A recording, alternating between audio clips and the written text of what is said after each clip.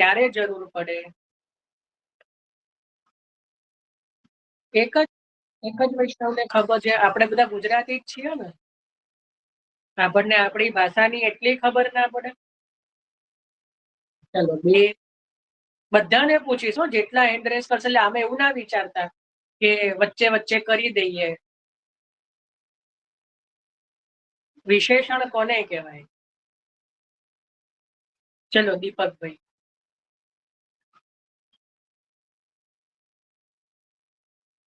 તમારું mic mute છે. Mic mute. જય શ્રી કૃષ્ણ. નામના અર્થમાં જે વધારો કરે એને વિશેષણ કહેવાય. ચલો આ એની પ્રારંભિક વ્યાખ્યા થઈ, પણ જરૂર ક્યારે પડે સમજીએ આપણે. હર્ષાબેન. મને વ્યાખ્યા તો બોલતા, જય શ્રી કૃષ્ણ. પહેલા તો મને વ્યાખ્યાની રીતે તો નથી આવડતું, પણ જે પણ સેન્ટેન્સ, વાક્ય કે નામ કે જે કંઈ હોય એની વિશેષતામાં વધારો કરે એને વિશેષણ કહેવાય. બરાબર, સરસ. દીપકભાઈએ બી કીધું, એ પણ બરાબર છે. હર્ષાબેન. ભક્તિબેન. હા, જય શ્રી કૃષ્ણ. કોઈ વ્યક્તિની ખાસ વિશેષતા, એમના ગુણ બતાવે એ વિશેષણ.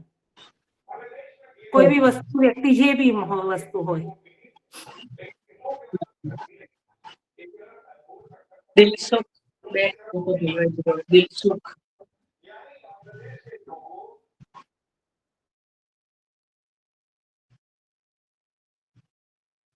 દિલસુખ નામ છે જેમનું બી. હા, નામના અર્થમાં વધારો કરે ને એને વિશેષણ કહેવાય. સુંદર. બધાનો મોટે ભાગે એક જ જવાબ, એટલે સંખ્યા જેવો જ આવ્યો. બરાબર છે. જે નામ અથવા વિશેષ્ય શબ્દ પણ આવે, વિશેષ્યના અર્થમાં જે વધારો કરે એને વિશેષણ કહેવાય. એ બરાબર છે, આપણે ભણેલા અર્થ છીએ. પણ એની જરૂર ક્યારે પડે એનું આપણે જો સમજવાનો પ્રયત્ન કરીએ. જો અહીંયા સુખદેવજી એવું પણ કહી શકત કે વસુદેવજીએ, એટલે અહીંયા ભગવાનનું પ્રાગટ્ય થયું અને વસુદેવજીએ ભગવાનના દર્શન કર્યા, આટલું કહેત ને તો પણ સમજમાં આવે એવું હતું. પણ એની જગ્યાએ બે શ્લોક સુધી અને વિશેષણો આપીને જે છેલ્લે એવું કીધું કે વસુદેવજીએ આવા ભગવાનને જોયા. કેવા ભગવાનને જોયા? તો તમ અદ્ભુતમ બાલકમ, એ આપણે આગળ જોઈશું. તે બધા વિશેષણો જોડ્યા ભગવાનના નામ, ભગવાનને બતાવવા માટે. તો જો ધારો કે કોઈ ફૂલ હોય, કે આપણે ધારો કે મારા હાથમાં કોઈ ફૂલ છે, તો હું એવું કહું કે આ મારા હાથમાં ફૂલ છે, તો એમાં એટલો રસ ના આવે. હું એવું કહું કે આ મારા હાથમાં બહુ સુગંધીદાર ફૂલ છે, બરાબર. તો જે સુગંધીદાર શબ્દ જોડ્યો, જેની જરૂર નહોતી, ફૂલ કહેવા માત્રથી ફૂલના રૂપ ગુણ ધર્મો પ્રગટ થઈ જ જાય છે. ફૂલની અંદર સુગંધ પણ હોય, એનું રૂપ પણ આપણને ખબર પડી જાય, અને એ બધા જે ગુણધર્મો હોય એ સહજ છે. તો જો ભગવાન પ્રગટ થયા એવું આગળ જ કીધું, શરૂઆતમાં જ કીધું કે ભગવાન 16 કળાઓથી પ્રગટ થયા. જેમ પૂર્ણચંદ્ર પ્રગટ થાય એમ ભગવાન પ્રગટ થયા એવું આગલા શ્લોકમાં જ કીધું. તો ભગવાન પ્રગટ થયા એવું કહેવા માત્રથી જ ભગવાનના જે ગુણધર્મો છે એ ત્યાં. આ વિદ્યાર્થી બહુ હોશિયાર છે, આ હોશિયાર વિદ્યાર્થી છે. તો વિદ્યાર્થી તો 60 હોય આખા ક્લાસમાં, પણ જ્યારે કોઈ એક જણને કે આ હોશિયાર વિદ્યાર્થી છે, તો બાકીના જેટલા પણ વિદ્યાર્થીઓ કરતા એની ઉત્તમતા સિદ્ધ થઈ જાય કે ભાઈ આ હોશિયાર વિદ્યાર્થી છે. તો બધામાં એ જુદો પડી જાય. બધા સરખા છે, બધા વિદ્યાર્થીઓ છે, બધા સ્ટુડન્ટ જ છે, પણ જ્યારે આપણે કોઈ એકની તરફ આંગળી કરીને કહીએ કે આ હોશિયાર વિદ્યાર્થી છે, તો શું થાય? બધામાં એ અલગ પડી જાય. તો અહીંયા જ્યારે ભગવાનના સ્વરૂપનું કે ભગવાનના જ્યારે પ્રગટ થયા એ પ્રભુના સ્વરૂપનું જ્યારે વર્ણન કરવાનું આવ્યું, ત્યારે સુખદેવજી જે છે એમના હૃદયમાં એટલો બધો આનંદ થયો. આમ બી જ્યારે ભગવાન પ્રગટ થાય, ભગવાન જ્યારે સાક્ષાત દર્શન આપે, ત્યારે કોનું મન હાથમાં રહે? અને સુખદેવજી તો લીલા જોઈને વર્ણન કરી રહ્યા છે, અષ્ટસખાની જેમ. એવું નહીં કે વેદવ્યાસજી દ્વારા સાંભળીને વર્ણન કરી રહ્યા છે, એવું નથી. આપના મનમાં પણ એ સતત અનુભવો થઈ રહ્યા છે. જેમ જેમ જ્યારે લીલા પરીક્ષિત રાજા આગળ જ્યારે આપ કહેવાનો પ્રારંભ કરે છે કે જ્યારે કહી રહ્યા છે. તો તમને એક બહુ સરસ ઉદાહરણ આપું. મહાપ્રભુજી એ વસ્તુ બતાવે છે. ક્યાં બતાવશે? જ્યારે પૂતના આવશે ને ગોકુલમાં. કારણ કે સુખદેવજી શું કહેશે કે પૂતના આઈ, ગોકુલમાં આવી, એવો શબ્દ વાપરશે. મહાપ્રભુજીએ કીધું ત્યાં કહેશે મહાપ્રભુજી કે પૂતના ગઈ એવું કેવું જોઈએ. કારણ કે સુખદેવજી તો અલગ, મતલબ એ બધી લીલાઓ તો જો આપણે માનીએ કે થઈ ગઈ છે, કે આ તો ગોકુલમાં આવી છે પૂતના, તો સુખદેવજી કેમ આઈ શબ્દ વાપરી રહ્યા છે? કારણ કે એમનું મન પ્રભુ પાસે છે. સમજ પડી? કારણ કે પ્રભુ પાસે પૂતના આવી, તો એ પણ વર્ણન એવું કરી રહ્યા છે કે પૂતના આવી, પૂતનાએ ગોકુળમાં પ્રવેશ કર્યો, પૂતના આવી. ખરેખર કેવું એવું જોઈએ કે પૂતના ગોકુળમાં ગઈ, પણ એવું નથી કહેતા. એવું કહેશે કે પૂતના આવી. એટલે મહાપ્રભુજી ત્યાં પ્રગટ કરશે એ વાત કે જે સુખદેવજીનું જે મન છે એ લીલાની અંદર સંમિલિત છે. એટલે અહીંયા પણ ગૌરીની વસુદેવજીને ત્યાં કારાગૃહમાં ભગવાનનું પ્રાગટ્ય થયું, ત્યારે સુખદેવજીને પણ વસુદેવજી જેવો જ આનંદ પ્રગટ થયો કે સાક્ષાત ભગવાન પ્રગટ થયા, આપણે દર્શન કર્યા, એમને એ સ્વરૂપનો અનુભવ છે અને થયો છે. એટલે પણ વિશેષતા રૂપે વિશેષણો વાપરી રહ્યા છે. જ્યારે આપણે, તમે સામાન્યતઃ કાલે જ પેલો પ્રશ્ન એક આવ્યો હતો કે કોઈ હોય તો પોતાના નામ આગળ અનંત શ્રી વિભૂષિત, શ્રી ગોસ્વામી એવું બધું ના લગાવે તો ચેન ન પડે.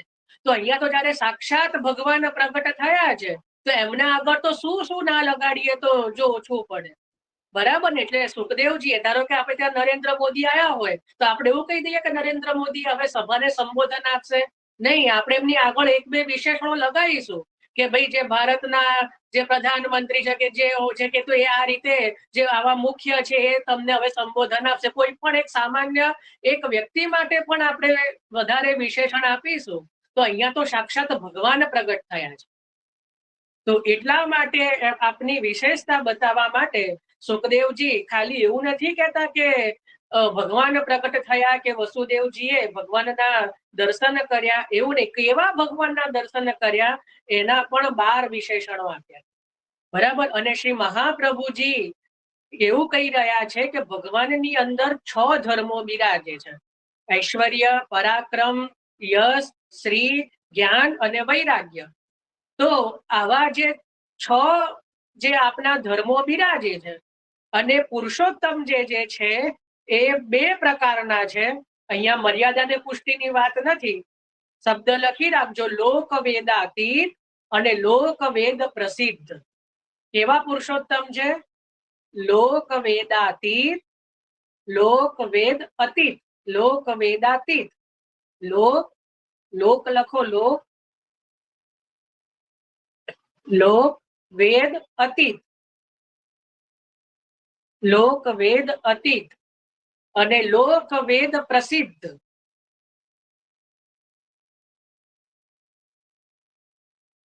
લોક વેદાતીત અને લોક વેદ પ્રસિદ્ધ લખ્યું. તો આવા 2 પ્રકારના પુરુષોત્તમના 6 ગુણધર્મો બતાવવા માટે અહીંયા 12 વિશેષણો આપે છે. સમજ પડી? હવે લોક વેદાતીત એટલે શું?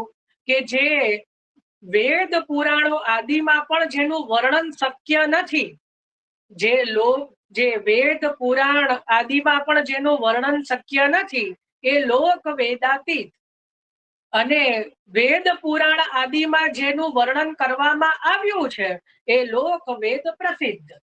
બહુ સરળ ભાષામાં, કે જ્યાં વેદો અને પુરાણો પણ જ્યાં નેતિ કહીને અટકી જાય છે કે અમે આપનું વર્ણન કરવા માટે સમર્થ નથી, તો એ લોક વેદાતીત, કે જ્યાં પોતાની અસમર્થતા વેદો અને પુરાણો પણ ત્યાં પ્રગટ કરે છે કે અમે આપનું વર્ણન કરવા માટે સમર્થ નથી, તો એ લોક વેદાતીત.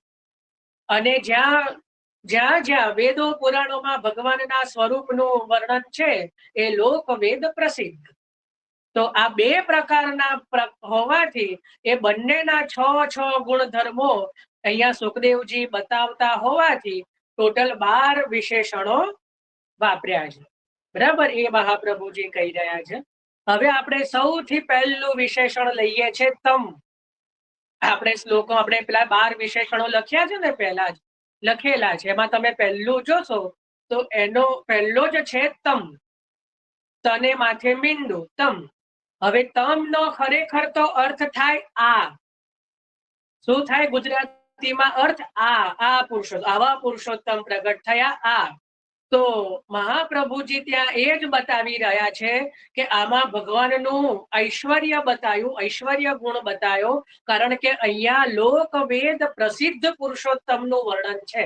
ખાલી તમ કહેતા, કેવા પુરુષોત્તમ કે જેને આપણે નજર સામે દર્શન કરી શકવા માટે સમર્થ બન્યા, એવા લોક વેદ પ્રસિદ્ધ પુરુષોત્તમ અહીંયા પ્રગટ થયા. એટલા માટે પહેલો વૈશેષણ વાપર્યું તમ. સમજ પડી? એટલે આની અંદર ઐશ્વર્ય ગુણ આવી ગયો. સમજ પડી? આમાં પહેલું વિશેષણ આવ્યું તમ, તને માથે મીંડું, તમ. તમ અદ્ભુતમ બાલકમ અંબુજે ક્ષણમ. તો એમાં પહેલું આવ્યું તમ. હવે બીજું આવ્યું અદ્ભુતમ. બીજું વિશેષણ આવ્યું. આપણે આ 12 વિશેષણો લખેલા જ છે, જેને લખ્યું હશે એને લખેલા જ હશે આગળ. તો બીજું વિશેષણ આવ્યું અદ્ભુતમ. અદ્ભુતમ નો અર્થ થાય, મહાપ્રભુજી કરી રહ્યા છે કે આની અંદર જે છે અદ્ભુતમ એટલે કે જે અલૌકિક છે, જેનું સ્વરૂપ અવર્ણનીય છે. ન લૌકિક કૃષ્ણ પ્રભુ. મહાપ્રભુજી પણ આપના ગ્રંથોમાં કહી રહ્યા છે કે પ્રભુને લૌકિક ન જાણવા.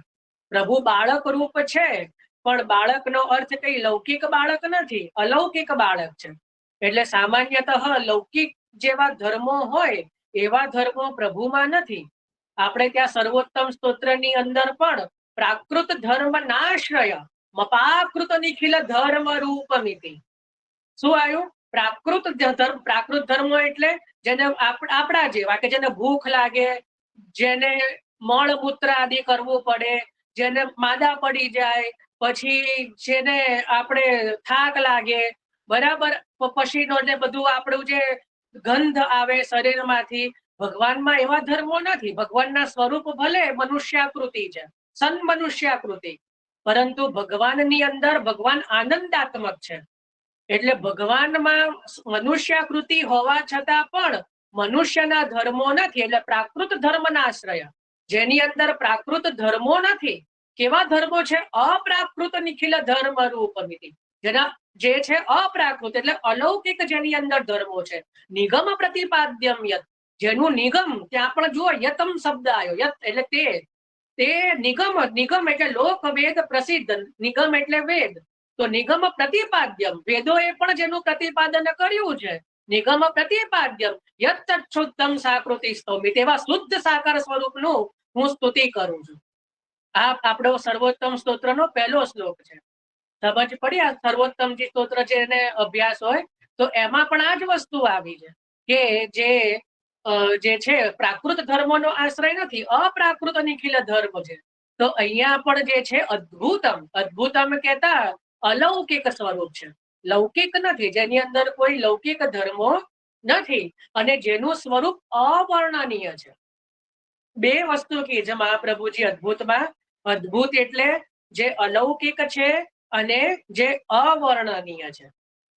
તો હવે પ્રશ્ન આવે, તો પછી ભક્તો કઈ રીતે વર્ણન કરે છે? જો આપ એક બાજુ એવું કહી રહ્યા છો કે ભગવાનનું સ્વરૂપ તો અવર્ણનીય છે, ભગવાનનું સ્વરૂપ તો વર્ણન કરી શકાય એમ નથી, તો ભક્તો કઈ રીતે વર્ણન કરે છે? તો એનો જવાબ મહાપ્રભુજી જ આપી રહ્યા છે કે ભગવાનના સ્વરૂપનું વર્ણન કેવલ અને કેવલ ભગવાનના જ પ્રમેય બલથી શક્ય બને છે. જે ભગવાન ઈચ્છા કરે કે આ મારા સ્વરૂપનું વર્ણન કરે, એ જ ભગવાનના સ્વરૂપનું વર્ણન કરી શકવા સામર્થ્યવાન બને છે, બધા નહીં. સમજ પડી? ફરી બોલું છું, ભગવાનના સ્વરૂપનું વર્ણન ભગવાનના જ પ્રમેય બલથી જાણી શકાય છે કે કરી શકાય છે કે ગાઈ શકાય છે, બધાથી નહીં. જે ભગવાન જેને ઈચ્છા રાખે કે આ મારા અલૌકિક અને અવર્ણનીય સ્વરૂપનું વર્ણન કરે, તો એનામાં એવું સામર્થ્ય પ્રગટ થાય કે એ ભગવાનના અવર્ણનીય સ્વરૂપનું પણ વર્ણન કરવા સમર્થ બને, બધા નહીં. એટલા માટે કીધું કે ભગવાન અદ્ભુત છે.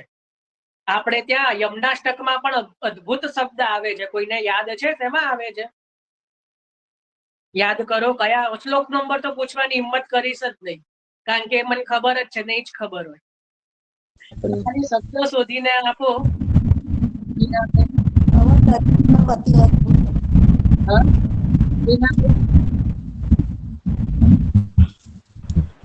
અદ્ભુત ચરિત્ર છે આપનું.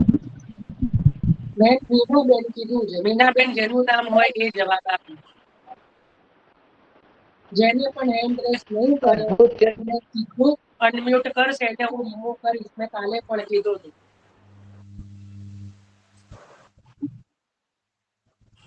ગોપાલભાઈ.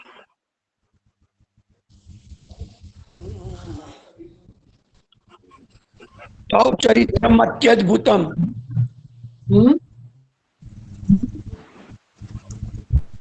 તવ ચરિત્રમ અત્યદ્ભુતમ. તવ ચરિત્રમ અત્યદ્ભુતમ. પ્રેમથી એમાં યાતના આવે નહીં માં આપના પયપા નથી. અદ્ભુત ચરિત્ર છે આપનું. આ યમનાષ્ટકનો ભાવાર્થ છે. બરાબર છે, વાંધો નહીં. જુઓ, 6થા શ્લોકની અંદર નમોસ્તુ યમુને સદા તવ ચરિત્રમ અદ્ભુતમ. તવ ચરિત્રમ અદ્ભુતમ. કયું ચરિત્ર અદ્ભુત છે? ન જાતુ યમ યાતના ભવતિ તે પયઃ પાનતઃ. પય પાન એવું નહીં, પયઃ પાનતઃ. જે અસ્વાર હોય ને એને પણ બોલવાના હોય છે. તો જે કીધું નમોસ્તુ યમુને સદા તવ ચરિત્રમ અદ્ભુતમ. તમારું ચરિત્ર તો અદ્ભુત છે. હવે આમાં છે ને બે અર્થ થાય. જો ધારો કે હું કોઈને ટોન્ટ મારવું હોય ને તો ભાઈ આનું ચરિત્ર બહુ અદ્ભુત છે, એવું બી ટોન્ટ બી મરાય, અને સારા અર્થમાં બી કહેવાય. એટલે ચોખવટ કરવી પડે કે કેવું ચરિત્ર અદ્ભુત છે. શ્રી ભાગવતજીની અંદર પણ શ્રી મહાપ્રભુજી એક શ્લોક આવે છે, મહાપ્રભુજીએ કૃષ્ણ અદ્ભુત કર્મણે એવો શબ્દ વાપર્યો છે કે નમઃ શ્રી કૃષ્ણ અદ્ભુત કર્મણે. તો અદ્ભુત કર્મ કરવા વાળા કૃષ્ણને નમન કર્યું છે. ત્યાં મહાપ્રભુજીએ શ્લોક અત્યારે થોડો બોલાયો છું. તો કેમ નમન કર્યું? કારણ કે શિશુપાલ જેવા ગાળો આપનારને પણ આપે મુક્તિ આપી. એટલે આપનું ચરિત્ર બહુ અદ્ભુત છે. ત્યાં મહાપ્રભુજી ઠાકોરજી સાથે સહેજ ટીખળ કરે છે સુબોધનીજીમાં. જયારે શિશુપાલ વધનો પ્રસંગ આવે છે ને તો ત્યાં ભગવાનને જાણે આપ સંભળાઈ રહ્યા છે કે આપનું ચરિત્ર અતિ અદ્ભુત છે. કેમ? ઠાકોરજી પૂછે, આપે તો શિશુપાલને મુક્તિ આપી દીધી કે જે ગાળો બોલે છે. બરાબર, એટલે આપનું ચરિત્ર બહુ અદ્ભુત છે. તો અહીંયા પણ જે કીધું યમુનાજીમાં પણ કે આપનું ચરિત્ર અદ્ભુત છે, તો યમુનાજી પૂછે કેમ? તો કે જે આપનું પયપાન હતા, એટલે જલનું પાન પણ જો કરે તો એને આપ યમ યાતનાથી છોડાવી દેનારા છો.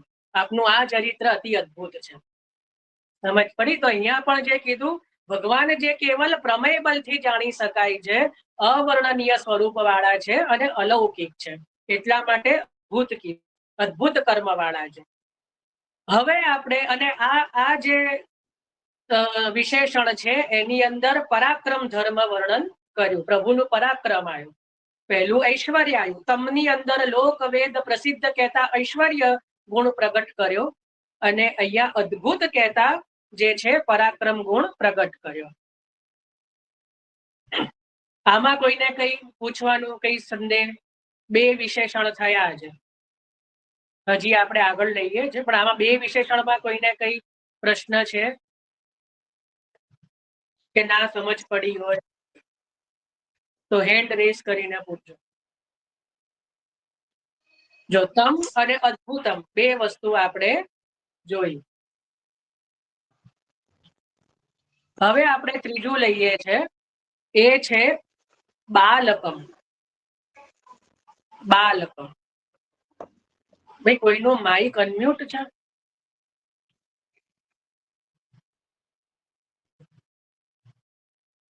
અનમ્યુટ હોય તો મ્યુટ કરી દેજો. હવે ત્રીજું વિશેષણ છે બાલકમ. શું આપ્યું? બાલકમ. બાલક, પ્રભુ બાળક જેવા છે, એટલે પ્રભુ બાલક સ્વરૂપે પ્રગટ થયા છે. એટલે આપણે શું કહીએ? બાલક એટલે નિર્દોષ. બરાબર કે નિર્દોષ છે, પ્રભુ બાલક છે. મહાપ્રભુજીએ બાલકમ શબ્દના 3 અર્થ બતાવ્યા. 3 અર્થ આ સુબોધનીજીમાં બતાવે છે. બહુ સુંદર અર્થો છે. પહેલું તો કીધું બાલે બાલે કમ. શું કીધું? બાલે બાલે કમ એટલે જેના બાલ બાલ એટલે જેના એક એક રૂવાડામાં અનેક બ્રહ્માંડો છે એવા. બાલકમનો અર્થ શું કર્યો? કે જેના એક રૂવાડું, બાલમ બાલમ એટલે બાલ એટલે વાળ, તો જેના એક રૂવાડામાં અનેક બ્રહ્માંડો છે અથવા તો બ્રહ્માંડો સમાયેલા છે એવા ભગવાન. બરાબર સમજ પડે જ? બાલકમ એનો પહેલો અર્થ મહાપ્રભુજીએ કર્યો કે બાલેકમ એટલે જેના રૂવાડે બ્રહ્માંડ સમાયેલા છે એવા ભગવાન. બીજો અર્થ કર્યો બાલકમ એટલે જેના બાલક, કમનો અર્થ થાય બ્રહ્મા. સમજ પડી? કમનો અર્થ થાય બ્રહ્મા. બ્રહ્માને સંસ્કૃતમાં કમ કહેવામાં આવે છે, કમ. તો જેના બાલક બ્રહ્મા છે એવા, કારણ કે ભગવાનની નાભીમાંથી કમળ પ્રગટ થયું અને કમળમાં બ્રહ્માજીનું પ્રાગટ્ય થયું, તો બ્રહ્માજી કોના પુત્ર થયા? ભગવાનના ને. તો એટલા માટે કીધું, બીજો ભાવ બતાવ્યો કે સ્વયં બ્રહ્મા પણ જેના બાલક છે એવા ભગવાન, એવા બાલક. સ્વયં બ્રહ્મા પણ જેના બાલક છે એવા બાલક, જેના બાળક જ બ્રહ્મા છે એવા બાલક. સમજ પડી? આ બીજો. અને ત્રીજું કીધું કે સર્વ બલવાન જે છે, સર્વથી જે બલવાન છે, જે સર્વ બલવાનોમાં મુખ્ય છે, જેટલા પણ હોય, દેવતા હોય, દાનવો હોય, અસુર હોય, સર્વ જેટલા બલવાન છે એ સર્વથી જે બલવાળા છે, જે સર્વ બલશાળી છે, મહાબલવાન છે એવા ભગવાન, કે જેમનાથી ઉપર કોઈ બલવાન નથી, જે સૌથી મુખ્ય બલવાળા છે એવા બાલક છે. તો અહીંયા 3 અર્થ બતાવ્યા મહાપ્રભુજીએ બાલકમના.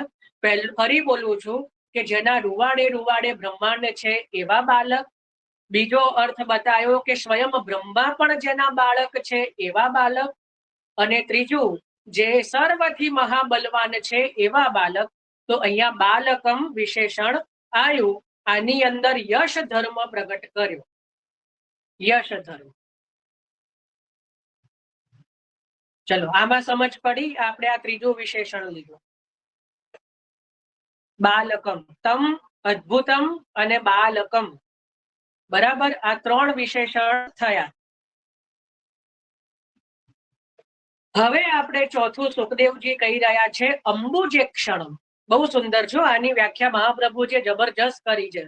હવે તમે જોજો મહાપ્રભુજીનું વાક્પતિત્વ, કેવા વાક્પતિ છે, વાણીના અધિપતિ છે. આવા અર્થો કોઈએ કર્યા નથી.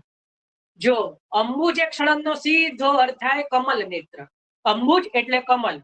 લખો, કદાચ કોઈને સંસ્કૃત ના સમજે તો અંબુજ એટલે કમળ અને ઈક્ષણમ એટલે નેત્ર, એટલે જેના કમળ જેવા નેત્ર છે એવા. જો આનાથી આપણને ધીમે ધીમે સંસ્કૃતના શબ્દોનું પણ આપણી જે છે એ સમજમાં આવશે. આપણને સંસ્કૃતના શબ્દો પણ ધીમે ધીમે સમજમાં આવશે. ઘણા મને હમણાં વૈષ્ણવ એવું કીધું થોડા ટાઈમ પહેલા કે અમને કીર્તનોમાં અમુક શબ્દો નથી સમજ પડતી. એવું મને એક વૈષ્ણવ કહેતા હતા કે કારણ કે અમુક એવું લાગે છે કે સંસ્કૃતના શબ્દ હોય આ તે. મેં એમને કીધું થોડો સમય રાહ જુઓ, આપ સુબોધનીજી જેમ જેમ સમજશો ને મહાપ્રભુજીની એવી કૃપા થશે કે આપ સંસ્કૃતના શબ્દો પણ સમજતા થઈ જશો. આ મેં મારી ગેરંટી મેં આપી. મેં કહ્યું તમે થોડા ધીરજ રાખો, મારી ગેરંટી છે. કારણ કે મહાપ્રભુજીની વાણી એવી છે ને કે આપને ક્યાં સમજવાઈ જશે. મહાપ્રભુજી એવા ગુરુ છે કે તમને ખબર બી ન પડે કે આપણને શું શીખવાડી છે. તો સૌથી પહેલા જુઓ, અંબુજ એટલે કમળ, કમળનો શબ્દ આવે અંબુજ. અને ઈક્ષણમ એટલે નેત્ર, નેન. બરાબર, કમલસી અખિયા લાલ તિહારી, 300 તક તક તીર ચલાવત બેધત છતિયા હમારી. આવે છે ને પદ, જેને ખબર આપણે આ મંગલામાં ગવાય છે, શીતકાલમાં ખંડિતાનું પદ છે, લલિત રાગમાં ગવાય છે. તો શું કીધું? પહેલો તો જો આનો અર્થ થાય કમળ જેવા નેત્ર છે એવા. તો અંબુજેક્ષણમના મહાપ્રભુજીએ 1 નહીં, 2 નહીં, 3 નહીં, 7 અર્થો બતાવ્યા. 7 અર્થો બતાવ્યા. વિચારો મહાપ્રભુજીએ કેટલા? 7 અર્થો. બરાબર. પહેલો તો અર્થ મેં તમને કીધો કે જેના કમલ જેવા નેત્ર છે એવા પ્રભુ. બરાબર, કારણ કે અંબુજ એટલે કમલ, ઈક્ષણમ એટલે નેત્ર. તો જેના કમલ જેવા નેત્ર છે એવા પ્રભુ, કમલને. બરાબર. હવે બીજો મહાપ્રભુજી અર્થ કરી રહ્યા છે. અંબુજનો અર્થ થાય લક્ષ્મી. લખો, અંબુજનો અર્થ થાય લક્ષ્મી અને ઈક્ષણમનો અર્થ થાય નેત્ર. ઈક્ષણમ તો આપણે ઉપર પણ લખ્યું નેત્ર. ખાલી ઉપર આપણે અંબુજ એટલે કમલ લીધેલું અને અહીંયા અંબુજનો અર્થ લેવાનો છે કે લક્ષ્મી. બરાબર, કારણ કે લક્ષ્મીજીનું પ્રાગટ્ય પણ કમળમાંથી છે ને, તો એટલા માટે લક્ષ્મીજીને પણ જે છે અંબુજ જ કહેવામાં આવે છે. તો અંબુજનો અર્થ થાય લક્ષ્મી. તો મહાપ્રભુજી કહે છે કે લક્ષ્મી જેમના નેત્રોમાં વાસ કરીને રહી છે, સ્વયં લક્ષ્મી જેના નેત્રમાં વાસ કરીને રહી છે એવા પ્રભુ. લક્ષ્મી જેમના નેત્રમાં રહી છે એવા પ્રભુ. લખ્યું? સમજ પડી ને આમાં? હવે ત્રીજું, મહાપ્રભુજી એ જ શબ્દને આગળ રાખે છે, લક્ષ્મી અને નેત્ર. અંબુજ એટલે લક્ષ્મી અને ઈક્ષણમ એટલે નેત્ર. તો લક્ષ્મીમાં જેમનું સુખ સમાયેલું છે એવા પ્રભુ. ઈક્ષણમનો અર્થ કર્યો સુખ, સોરી, લક્ષ્મી એટલે અંબુજમ એટલે લક્ષ્મી અને ઈક્ષણમ એટલે સુખ. ઈક્ષણમ એટલે સુખ. તો લક્ષ્મીમાં જેમનું સુખ સમાયેલું છે અથવા લક્ષ્મી દ્વારા જેમનાથી સુખ પ્રાપ્ત કરનારા છે, લક્ષ્મી દ્વારા જે સુખ પ્રાપ્ત કરનારા છે એવા પ્રભુ.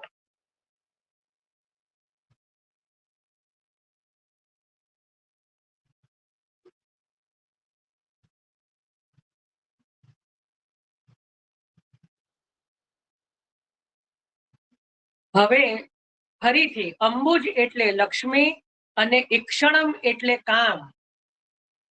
ઈક્ષણમ એટલે કામ એટલે લક્ષ્મી દ્વારા જેમને લક્ષ્મીમાં જેમનું કામ રહેલો છે એવા પ્રભુ. એટલે જેમ કહેવાય લક્ષ્મીપતિ કે રમા રમણમ જે શબ્દ આવે છે, લક્ષ્મીપતિ રમા રમણમ, તો લક્ષ્મીમાં જેમનું કામ રહેલું છે એવા પ્રભુ.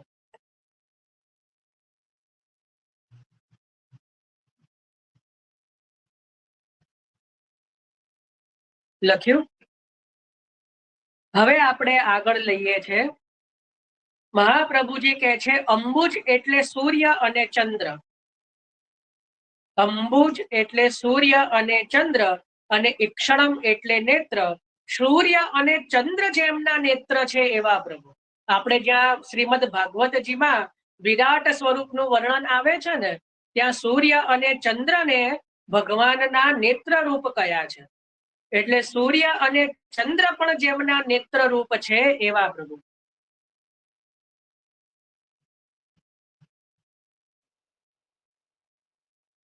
લખ્યું? હવે આપણે આગળ લખો, અંબુજ એટલે બ્રહ્માંડ અને ઈક્ષણમ એટલે દ્રષ્ટિ. અંબુજ એટલે બ્રહ્માંડ, ઈક્ષણમ એટલે દ્રષ્ટિ. તો બ્રહ્માંડના પાલન કરવા માટે જેમની દ્રષ્ટિ સમાયેલી છે એવા પ્રભુ. કારણ કે ભગવાનના તો રોમે રોમમાં બ્રહ્માંડ કયા ને, તો એ બ્રહ્માંડોને પાલન કરવા માટે જેની દ્રષ્ટિ નિરંતર જે મગ્ન છે, કારણ કે પોતે તો પાલન કરનારા છે ને, તો જે બ્રહ્માંડને પાલન કરવા માટે જેમની દ્રષ્ટિ છે એવા પ્રભુ.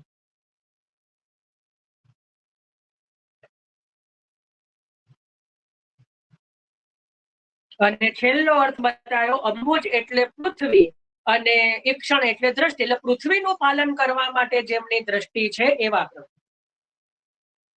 પૃથ્વીનું પાલન કરવામાં જેમની દ્રષ્ટિ છે એવા પ્રભુ. તો અંબુજે ક્ષણમ, આ ચોથી આજે આપણે વિશેષણ જોયું. આની અંદર સ્ત્રી ધર્મ છે. શ્રી પ્રભુનો શ્રી ધર્મ છે. આપણે ત્યાં બહુ બધા કીર્તનો આવે છે. મારો તો એવો મનોરથ છે, મને તો સમય નથી મળતો. આપણે એવા પણ કીર્તનોને સંગ્રહિત કરી શકીએ કે જેમાં કેવલ નેત્રનું વર્ણન આવતું હોય. તમે શીતકાલના કીર્તનો જોશો ને તો બહુ બધા કીર્તનો મળશે કે બસો મેરે નૈનન મેં દો ચંદ. પછી હમણાં જ મારા મનમાં આવ્યું હતું કીર્તન, પછી પેલું ખિંડોળામાં છે, ઝુલોત તેરે નૈન હિંડોળે. હા ભાવનાબેન બોલો. કમલસ્ય અખ્યા. એ તો હમણાં જ કીધું ને એમાં. નયન છબીલે તરુણ મદ માતે. લોચન લાલચી ભય. લોચન લાલચી ભય. ચલો, ઇવન શીતકાલમાં છે ને એક બહુ સુંદર નેત્રનો પદો ગવાય છે, સાંભળજો.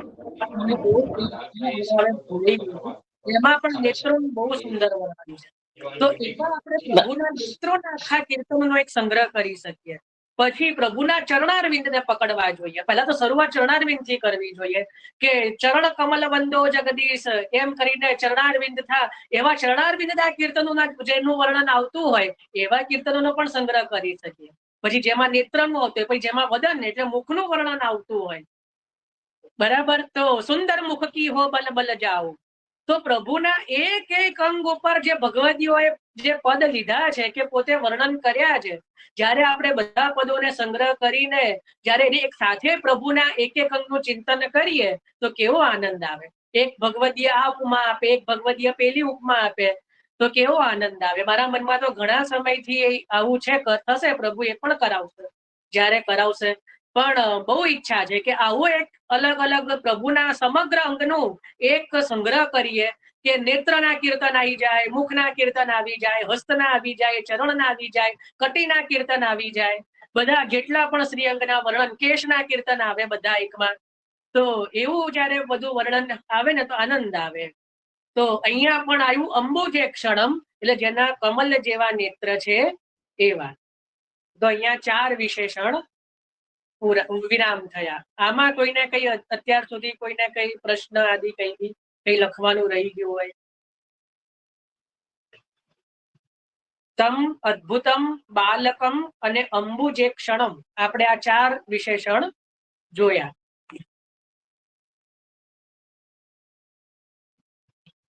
હા બોલો જાગૃતિબેન.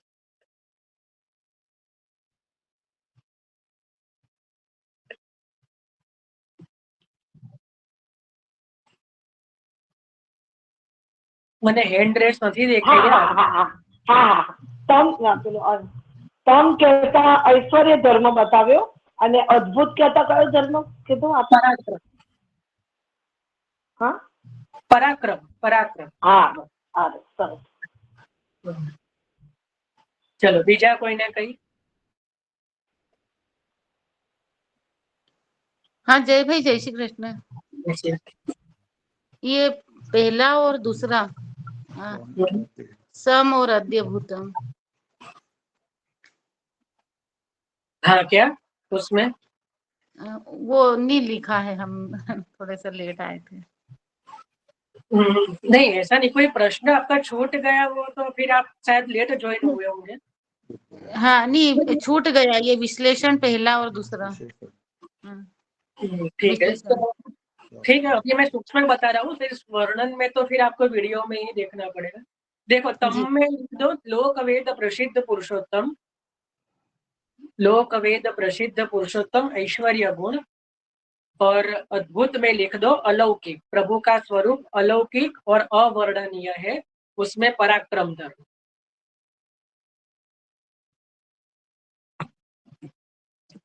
हाँ भाई, जय श्री कृष्ण। हाँ, तो અહીંયા 4 આપણે વિશેષણો થઈ ગયા, બરાબર. હવે આપણે 5મા વિશેષણમાં પ્રવેશ કરીએ છે. તમ અદ્ભુતમ બાલકમ અંબુજે ક્ષણમ ચતુર્ભુજમ. શું આવ્યું 5મું વિશેષણ? ચતુર્ભુજમ. તો ચતુર્ભુજ કહેતા કે જેમના 4 હસ્ત છે. ચતુર્ભુજ જેમના 4 હસ્ત વાળા છે એવા ભગવાન. ત્યાં જે વસુદેવજીની સામે પ્રગટ થયા એ પ્રભુ ચતુર્ભુજ છે, જે 4 હસ્ત જેમણે ધારણ કર્યા છે એવા. હવે મહાપ્રભુજી છે ને ચતુર્ભુજમાં પણ 6 ભાવ બતાવે છે. મહાપ્રભુજી જ્યારે વર્ણન કરે તો ક્યારે 1-2 માં તો આપને સંતોષ થાય જ નહીં. તો ચતુર્ભુજમાં પણ 6 ભાવ, 4 ભુજાની 6 ભાવ બતાવ્યા, 4 ભુજાના, બરાબર. એટલે થોડો સમજવાનો પ્રયત્ન કરીએ આપણે ધીરે ધીરે. સૌથી પહેલા પ્રભુ ચતુર્ભુજ કેમ છે? તો પહેલો ભાવ બતાવ્યો કે પ્રભુ પ્રમાણ, પ્રમેય, સાધન અને ફલ આ 4 પ્રકારનું જ્ઞાન આપનારા છે. કયો ભાવ બતાવ્યો? ફરી બોલું છું. પ્રમાણ લખો, પ્રમાણ, પ્રમેય, સાધન અને ફલ. આ શબ્દો સાંભળેલા હોય એવું લાગે છે? જે પહેલેથી જોડાયા હોય પહેલા દિવસ, રાજસ સાત્વિકમાં આ જ બધા શબ્દોથી બધાને બગાસા આવતા હતા, કારણ કે પહેલી વાર જ સાંભળેલા. મને પોતાને ડર લાગતો હતો કે ભાઈ આ શબ્દો કેમ ના બોલ્યું, કારણ કે એ સાંભળ્યા જ ના હોય. તો પ્રમાણ, પ્રમેય, સાધન અને ફલ. તો ભગવાન ચારે પ્રકારનું જ્ઞાન કરાવનારા છે, એટલા માટે ચતુર્ભુજ છે. આ પહેલો ભાવ. હવે બીજો ભાવ, પ્રભુ ચતુર્વ્યુહ મૂર્તિ વાળા છે. ચતુર્વ્યુહ મૂર્તિ, હવે તો આ બધાને ખબર છે. વસુદેવ, સંકર્ષણ, પ્રદ્યુમ્ન અને અનિરુદ્ધ એવા ચતુર્વ્યુહ મૂર્તિ વાળા હોવાથી ચતુર્ભુજ છે. ચતુર્વ્યુહ મૂર્તિ વાળા ભગવાન હોવાથી ચતુર્ભુજ છે.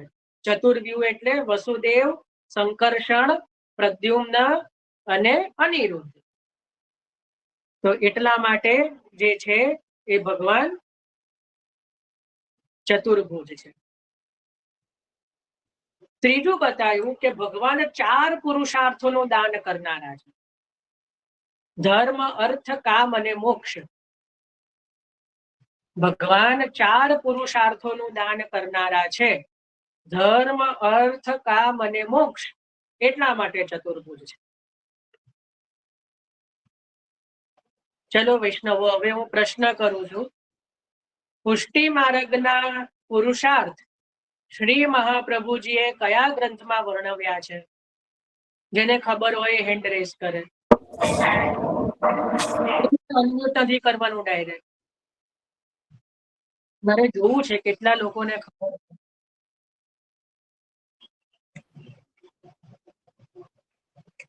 ચલો, ઘણા બધા વૈષ્ણવોને ખબર છે. હવે આમાંથી સાચી કેટલાને ખબર છે? ખબર પડી જશે. ચલો, જાગૃતિ બેન.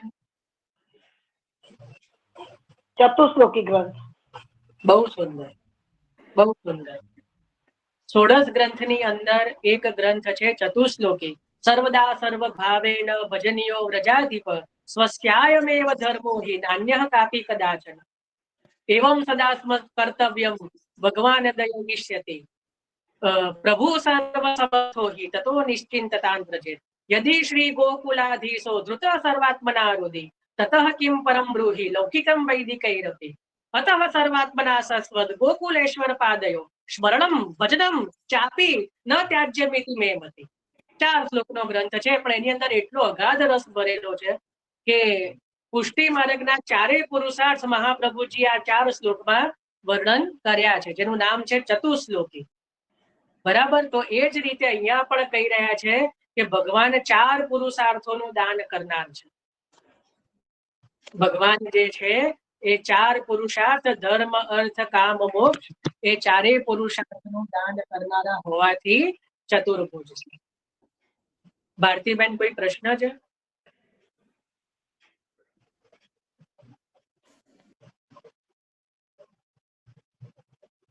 સારું, ચલો. તો હવે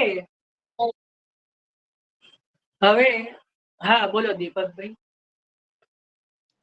કૃષ્ણાશ્રય લઈ શકાય ને? કૃષ્ણાશ્રયમાં બી 4 નહીં લે. કૃષ્ણાશ્રયમાં થોડા પુરુષાર્થ છે. કૃષ્ણ એટલે એકાદશ ઇન્દ્રિયોની ભગવાનમાં વિનિયોગ છે. ધર્મ, અર્થ, કામ અને મોક્ષ બતાયા છે ચતુશ્લોકીમાં. એ તો ખરું, ચતુશ્લોકી સિવાય ના, કૃષ્ણાશ્રયમાં નહીં.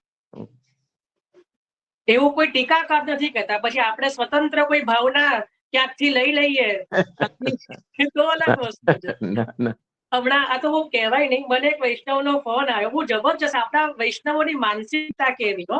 હું કોઈ પોતાના મન ઉપર ના લેતા, કોઈ બી જેનો પણ ફોન આવ્યો કે ભાઈ મારે યમનાષ્ટકના ગૂઢ ભાવો સમજવા છે. તો મેં કીધું ભાઈ હરિરાયજીની ટીકા પ્રસિદ્ધ છે, દ્વારકેશજીની મળે છે, પુરુષોત્તમજીની મળે છે, તો એમાંથી સમજવા. ના, એ બધી તો છે મારી પાસે, મારે તો ગૂઢ ભાવો સમજવા છે. તો મેં કીધું હવે હરિરાયજી, પુરુષોત્તમજી, દ્વારકેશજી પણ જે ભાવ ના બતાવી શક્યા એ બતાવવાનું સામર્થ્ય મારું નથી. તો કોઈ આ બીજાને એવા બા બાપુજીને કોઈ શોધો, કારણ કે એવા બહુ મળશે જે ગૂઢ ભાવો પ્રગટ કરશે. કારણ કે અત્યારના સમયમાં બા બાપુજીઓ બહુ મળે છે એવા કે ફલાણા ઢેકણા બાપુજી. તો જેમણે પુષ્ટિ માર્ગનું નિકંદન કાઢી જ ચૂક્યું છે બધા ગૂઢ ભાવોને પ્રગટ કરીને, તો એ બતાવશે. બાકી મારી જોડે તો જે ભાવ છે હરિરાયજીએ બતાવ્યા હોય, પુરુષોત્તમજી ના હોય કે દ્વારકેશજી, ગુસાઈજી ના જો હોય, એ જ છે.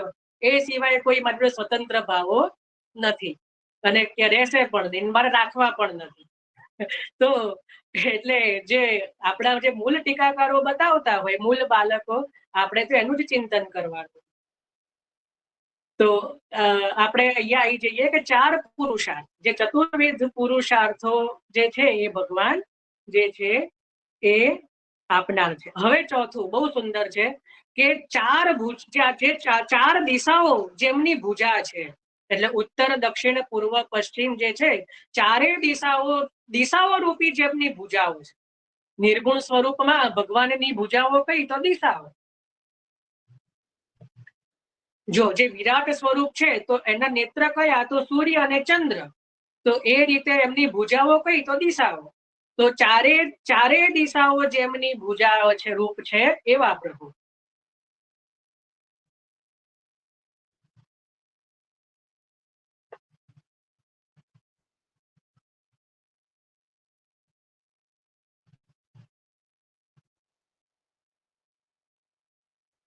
લખ્યું. હવે 5મો, ભગવાન જે છે એ લૌકિક અને અલૌકિક એવા બે સ્વરૂપ વાળા છે. લૌકિક અને અલૌકિક બે સ્વરૂપ વાળા છે.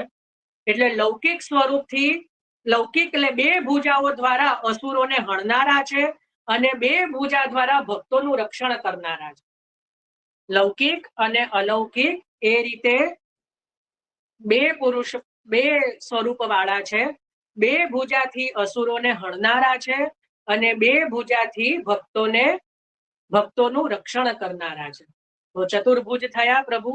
2 ભુજાઓથી અસુરોને હણે છે અને 2 ભુજાઓથી ભક્તોનું રક્ષણ કરે છે.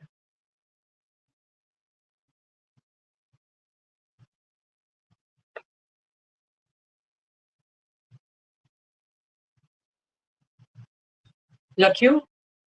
હવે છઠ્ઠો ભાવ છે, પ્રભુની 2 ભુજાઓ જે છે એ કર્મ સંબંધી અને બ્રહ્મ સંબંધી જ્ઞાન આપનાર છે.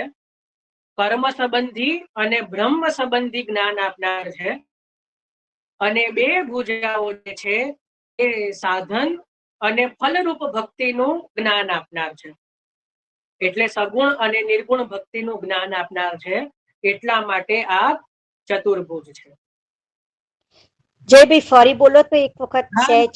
ફરી બોલું છું, કારણ કે આ અમે થોડું અઘરું છે, એટલે હું અત્યારે ફરી બોલવા જતો હતો કે જો પ્રભુની 2 ભુજાઓ કર્મ સંબંધી અને બ્રહ્મ સંબંધી. બ્રહ્મ એટલે પ્રભુ, આપણે બ્રહ્મ સંબંધ લઈએ ને, ઘણા બ્રહ્મ સંબંધ બોલે. બ્રહ્મ, જેને ભ્રમણા થઈ છે, ભ્રમિતમ મધુરમ.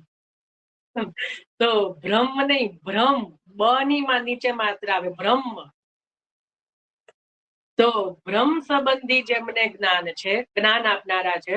કર્મ સંબંધી અને બ્રહ્મ સંબંધી જે જ્ઞાન આપનાર છે પ્રભુની 2 ભુજાઓ.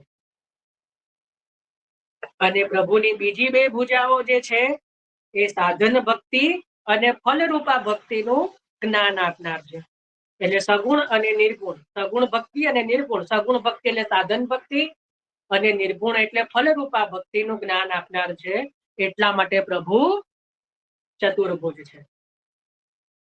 બરાબર. અને આ જે ચતુર્ભુજ સ્વરૂપ દ્વારા જ્ઞાન ધર્મનું વર્ણન કર્યું. મહાપ્રભુજી કહે છે ચતુર્ભુજ વિશેષણ દ્વારા જ્ઞાન રૂપનું વર્ણન થયું. ચતુર્ભુજ. અને બીજું લખો કે પ્રભુની ભુજાઓ દ્વારા ક્રિયા શક્તિનું વર્ણન કર્યું. કારણ કે ક્રિયા થાય ને, હાથથી ક્રિયા થાય. તો પ્રભુના ચતુર્ભુજમ શબ્દ દ્વારા અહીંયા ક્રિયા શક્તિનું પણ વર્ણન થયું. લખી દો આટલું. તો અહીંયા 5મું વિશેષણ જે છે એ વિરામ થયું. બરાબર. આજે આપણે અહીંયા સુધી જ રાખીશું, આનાથી વધારે નહીં. મારે આમ તો 6 લેવાતા, પણ 6ઠું છે ને, શંખ ગદા યુદ્ધમ, એ તો બહુ વિશેષમાં છે, એટલે અત્યારે નહીં લઈએ, કાલે લઈશું. પણ આજે આપણે 5 વિશેષણ લીધા. તમ, અદ્ભુતમ, બાલકમ, અંબુજેક્ષણમ અને ચતુર્ભુજમ. બરાબર. જય શ્રી કૃષ્ણ. જય શ્રી કૃષ્ણ. તારો અવાજ નથી આવતો.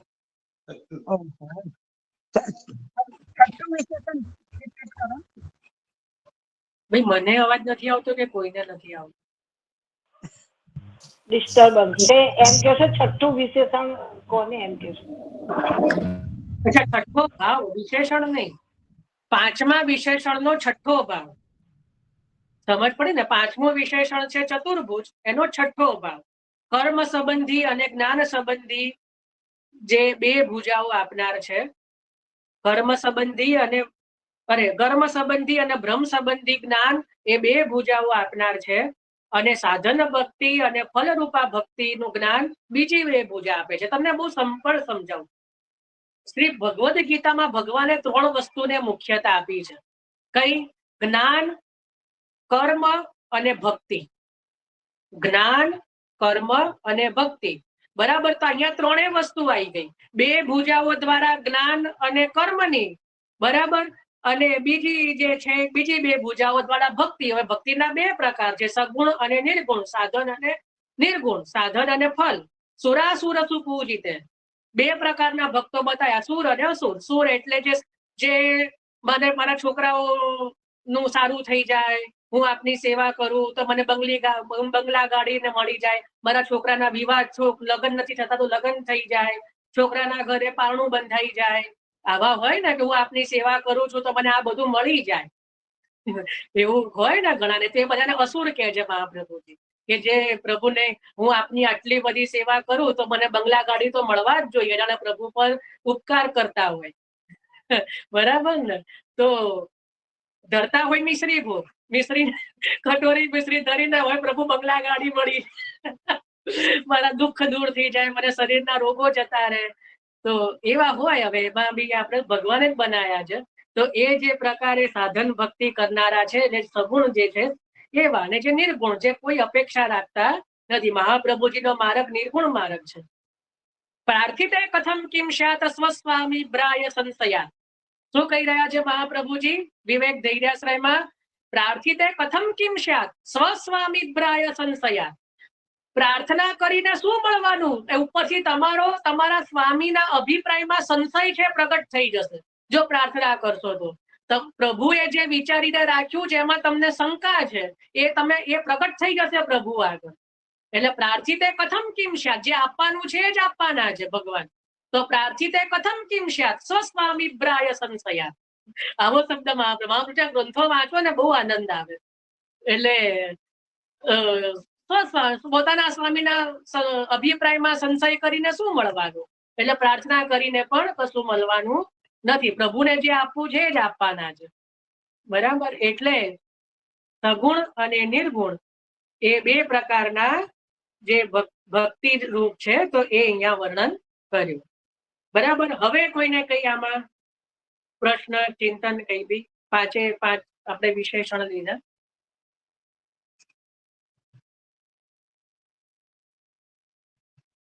ફરી કહી રહ્યો છું, આપણે 5 વિશેષણ લીધા, 5 સ્કંદ નથી લીધા હો, 5 વિશેષણ લીધા છે. બરાબર? તમ, અદ્ભુતમ, બાલકમ, અંબુજેક્ષણમ અને ચતુર્ભુજમ.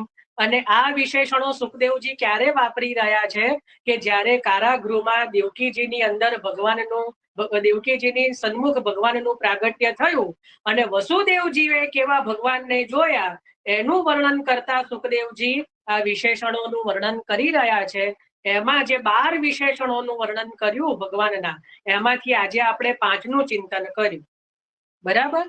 કાલે બાકીના વિશેષણોનું ચિંતન કરીશું. ચલો, હવે આમાં કોઈને કઈ પ્રશ્ન શંકા નથી ને કઈ બી?